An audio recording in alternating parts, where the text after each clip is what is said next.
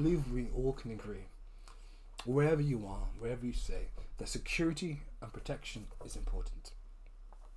And the fact that people have jobs that they risk their lives to maintain the security that we so dearly need is remarkable. And that can't be argued. And the people I'm talking about are police officers. That cannot be argued. But I'm not going to go into the debate of scandalous or corrupted police officers. I'm talking about ones who are generally doing their job correctly. Because, let's call it a spade. If someone was holding you at gunpoint or kidnapped, you would want the police on your side. So we can't just say it's not important. However, just like anyone, they can easily be corrupted. So I just stumbled on this bizarre story. This police officer, senior police officer, Julian Burnett, was found in a scandal. And what was so telling wasn't that he was just a police officer who'd, probably smoked a little bit of weed. He was the officer that dealt with formulating the drug strategy of attack on the population. And what makes this story ever so juicy was that he was found out by a fellow lodger. Burnett was accused of smoking cannabis daily by former lodger Sheila Gomes. The panel, however, found her complaint implausible, given that none of Bennett's colleagues had noticed any change in his behaviour of this period. Do you know how stupid that sounds? If somebody, let's say, has been smoking cannabis or indulging in alcohol for a long enough time, there probably wouldn't be any difference in their behaviour because they've been high the entire time. That's what's so baffling about that argument. Who cares if they didn't see any difference in his behaviour? He possibly could have been high the entire time. Keep going.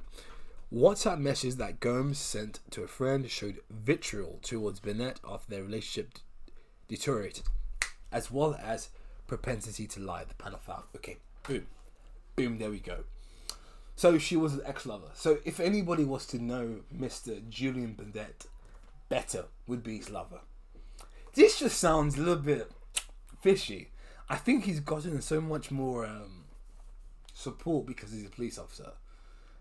Because if someone's accusing you of smoking cannabis and they drug test you and you say no, you're smoking cannabis. Let's see what Julian has to say about this. The three-person panel accepted that Burnett's reasoning that he had refused the drug test because he had taken legal CBD oil to prevent his... He was coached. He was coached by a fine lawyer, solicitor. Bell's palsy. But I don't believe CBD causes you to get a positive on the drug test there. So how did the panel notice that Burnett would have been aware of the gravity of refusing a lawful order to give a urine sample, since he was a senior officer who had previously led disciplinary panels and was told by colleagues...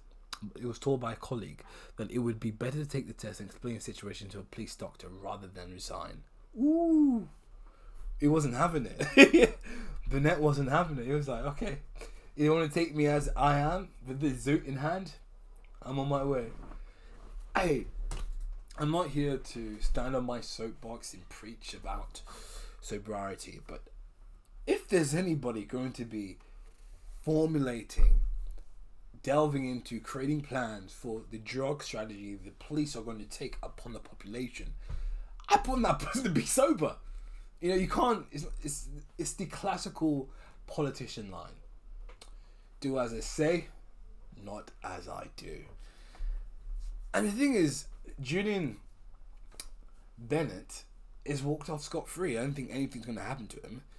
He's been suspended, and he probably doesn't want to come back. But the fact is, this individual and how many others there are was high on was high on cannabis. And the thing is, you've got to ask yourself, what else was he high on? If he's going to go this far to sidestep a drug test when he could have easily, well, I had some CBD and that has made me look positive on the test. No, it's a great rumour that, politicians are up to hanky-panky. So I was just a little bit shocked by this, but Julian Burnett wasn't going to allow anything get in between him and his weed.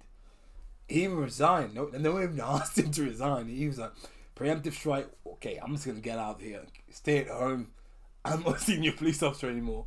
I'm just going to smoke my weed. I found this case quite interesting. This. I just want to talk about it. Anyway.